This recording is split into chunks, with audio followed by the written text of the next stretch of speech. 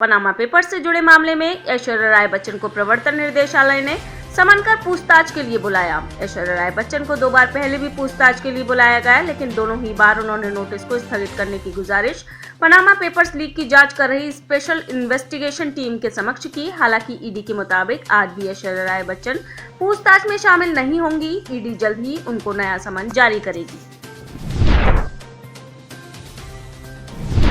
तेलंगाना में समलैंगिक सुप्रियो चक्रवर्ती और अभय डांग ने शादी रचाई।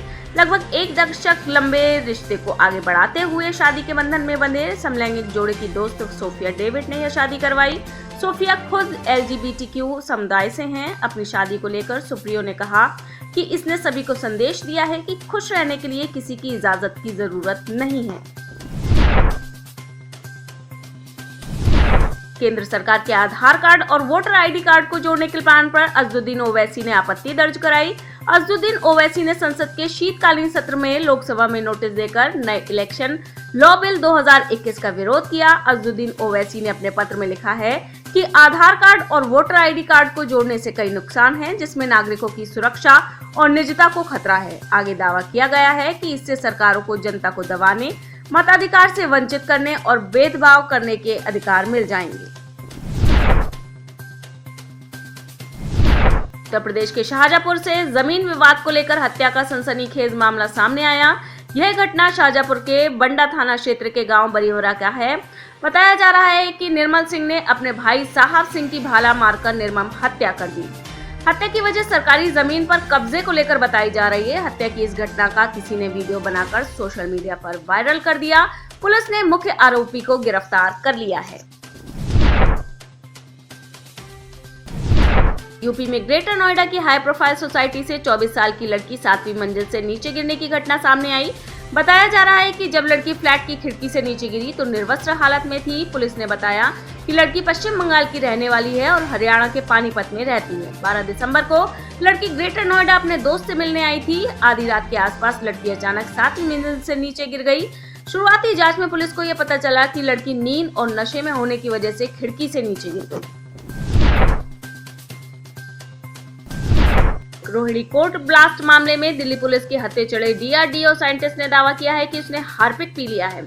आरोपी साइंटिस्ट को पहले दिल्ली के अंबेडकर अस्पताल में भर्ती कराया गया था, लेकिन अब उसे एम्स में शिफ्ट कर दिया गया है। बताया जा रहा है कि साइंटिस्ट की तबीयत ठीक है। अभी ये साफ नहीं हो पाया है कि साइंटिस्ट ने कुछ किया भी था या नहीं। कुन्नूर में हेलीकॉप्टर हादसे में मारे गए पूर्व chief of defence staff general Vipin Rawat सहित शहीद अधिकारियों के पोस्टर में राहुल गांधी की तस्वीर लगाए जाने पर बीजेपी ने सवाल उठाए।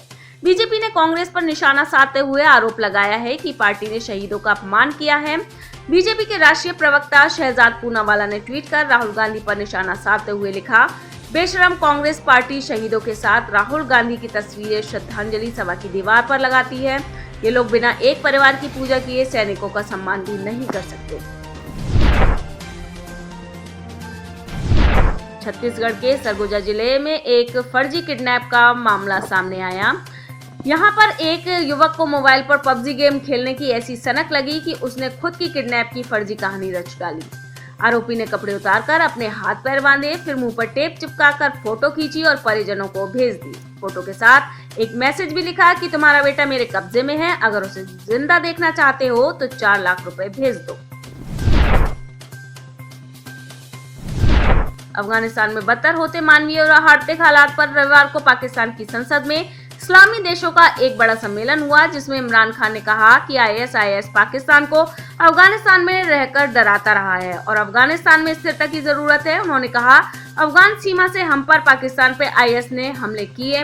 हामिद करजई ने इमरान खान के दावों को गलत बताते हुए कहा कि IS कहीं और से नहीं बल्कि शुरुआत से पाकिस्तान में रहकर अफगानिस्तान को धमकाता था। उन्होंने कहा, ये बात सच नहीं है और अफगानिस्तान के खिलाफ यह एक स्पष्ट प्रोपेगेंडा है।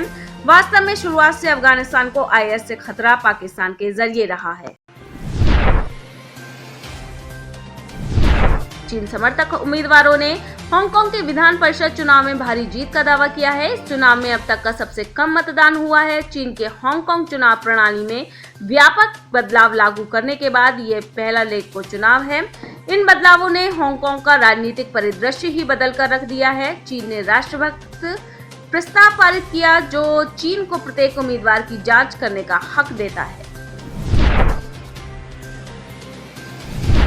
फिलीपींस इस वक्त भयंकर तूफान से जूझ रहा है। तूफान जिसका नाम राय रखा गया है, जिसकी वजह से फिलीपींस में अब तक 208 लोगों की जान जा चुकी है और करीब 4 लाख लोग इससे प्रभावित हुए हैं। जानकारी के मुताबिक बोहोल द्वीपीय प्रांत में स्थिति सबसे ज्यादा खराब है। वहां 72 से ज्यादा लोगों की मौत हुई है। कई ऐसे लोग भी हैं जो अब तक लापता हैं। फिलहाल अधिकारी मौत का पूरा आंकड़ा जुटाने में लगे हैं। उत्तर कोरिया के पूर्व नेता और किम जोंग उन के पिता किम जोंग इल की 10वीं पुण्यतिथि पर 11 दिन के शोक का ऐलान किया गया है। शुक्रवार को इस शोक का ऐलान करते हुए उत्तर कोरिया ने अपने नागरिकों के हंसने, शराब पीने और खरीदारी करने पर 11 दिनों के लिए प्रतिबंध लगा दिया है। उत्तर कोरिया की सरकारी न्यूज एजेंसी KCNA वॉच के मुताबिक किम जोंग इल के सम्मान में पूरे देश इन्हें शांत श्रद्धांजलि देगा। इस दौरान गाड़ी और ट्रेनों को हॉर्न बजाने की मनाही है। टेलीग्राफ UK की एक रिपोर्ट के मुताबिक देश में कोई हंस नहीं सकता, मनोरंजन की गतिविधियां नहीं कर सकता और खरीदारी भी नहीं कर सकता। आप इस खबर के बारे में क्या सोचते हैं, हमें कमेंट सेक्शन में बताएं। साथ ही ब्रह्मास्त्र न्यूज को सब्सक्राइब और शेयर भी जरूर करें।